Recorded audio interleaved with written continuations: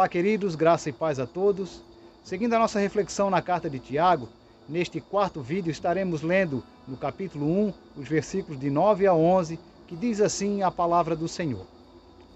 O irmão, porém, de condição humilde, glorie-se na sua dignidade, e o rico na sua insignificância, porque ele passará como a flor da erva, porque o sol se levanta com seu ardente calor, e a erva seca, e a sua flor cai, e desaparece a formosura do seu aspecto.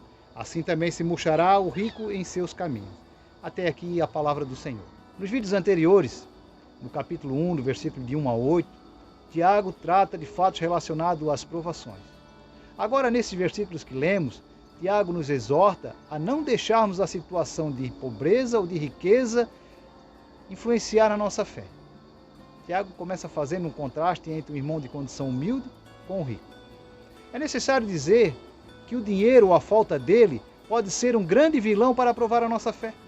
Tiago diz que o irmão humilde, ou seja, uma pessoa sem recursos, sem dinheiro, alguém que tem necessidade de certas coisas, como moradia, como um carro, como vestuário ou até mesmo alimentos, essa pessoa, na falta dessas coisas, deve gloriar-se na sua dignidade.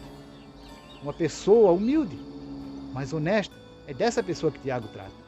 Uma pessoa que batalha, uma pessoa que luta, que se desdobra para buscar os seus recursos e por alguma situação que está além da sua capacidade, essa pessoa não pode se tornar rica. No entanto, ela é digna, pois busca os seus recursos de maneira honesta. E dentro desta condição humilde, deve gloriar-se. Por quê? Porque essa condição é uma circunstância terrena. Olha só o que o próprio Tiago diz lá no capítulo 2, no versículo 5. Meus amados irmãos, não escolheu Deus os que para o mundo são pobres, para serem ricos em fé e herdeiros do reino que ele prometeu aos que o amam? Tiago chama a atenção do irmão humilde para que ele veja, além da sua situação terrena, a alta posição que ele tem no reino de Deus. Por mais difícil que seja a situação aqui nesse plano, o cristão humilde pode gloriar-se na sua alta posição que foi adquirida no sangue de Cristo Jesus. Por meio da fé, nós fazemos parte da família de Deus, que nos adotou para uma grande herança. Olha o que diz João no capítulo 1, no versículo 12. Mas a todos quantos receberam, deu-lhes o poder de serem feitos filhos de Deus, a saber, aos que creem no seu nome. Que algo maravilhoso, irmão. Que algo tremendo, termos uma grande herança nos dada por Deus no sangue de Cristo. Romanos 8,17 diz assim, ora, se somos filhos, também somos herdeiros, herdeiros de Deus e co-herdeiros com Cristo. Se com Ele sofremos, também com Ele seremos glorificados. Que maravilha! Se somos pobres nesse mundo, se passamos por dificuldades, mas vivemos honestamente, de forma digna, então Tiago diz que nós devemos nos gloriar na nossa dignidade, pois temos uma grande herança nos céus. Mesmo estando aqui nesse plano, passando por certas dificuldades, nós já pertencemos a este reino celestial. Convictos disso, aguardamos o dia em que nossos corpos humilhados serão transformados em corpos gloriosos. Assim como Tiago disse para o humilde gloriar-se na sua dignidade, ele diz para o rico gloriar-se na sua insignificância. Falando do cristão rico, o professor do Novo Testamento Douglas Moo diz que o rico deve lembrar-se de que, por mais exaltado que ele seja aos olhos deste mundo, seu status diante de Deus é diferente.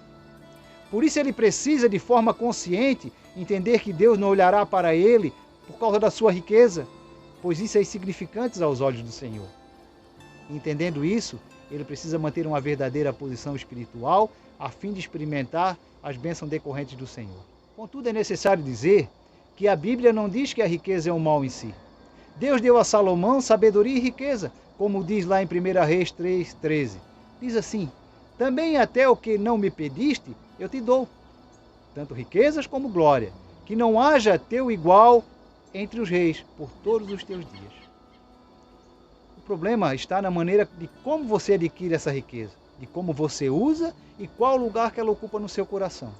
Se de fato ela ocupa o primeiro lugar no coração de quem a possui, este é frágil como a flor da erva. E Tiago diz lá no versículo 11 o que acontecerá com ele. Diz assim Tiago, porque o sol se levanta com o seu ardente calor, e a erva seca, e a sua flor cai, e desaparece a formosura do seu aspecto. Assim também se murchará o rico nos seus caminhos. Em vista disso, meus amados, tanto o pobre quanto o rico devem se lembrar de que a única base em que deve colocar sua confiança é em Cristo Jesus. O pobre por mais oprimido, por mais humilhado, por vezes desvalorizado, deve se alegrar em Cristo, pois com Cristo ele é exaltado aos céus. Olha só o que diz Efésios 2,6. E juntamente com ele nos ressuscitou e nos fez assentar nos lugares celestiais em Cristo Jesus. Que coisa maravilhosa! Que coisa maravilhosa que Deus nos preparou. Já o rico, com toda a sua pompa, com todo o seu status, exaltado pelo mundo, deve lembrar-se que a segurança dele não vem dos seus bens e nem da sua riqueza, mas sim do Senhor Jesus Cristo. Aquele que foi desprezado e nós podemos dizer que foi o mais rejeitado entre os homens. Por isso, irmão, tanto o rico quanto o pobre precisam olhar para as suas vidas partindo de uma perspectiva celestial e não terrena. Esta passagem nos ensina que tudo neste mundo é transitório, tudo é passageiro. Hoje nós podemos ter, amanhã podemos não ter. Portanto, se és de condição humilde, lembre-se que isso passará. Se és abastado, se és rico, lembre-se que isso também passará. Sendo que nesse mundo, nada pode se comparar à eternidade que Deus preparou para nós. Portanto, meus amados, colocamos a nossa confiança no Senhor, não deixando nem a pobreza e nem a riqueza influenciar na nossa fé. Seguimos firmes, olhando para o autor e consumador da fé, pois nele nós temos grande herança preparada nos céus. Que Deus nos abençoe e até uma próxima.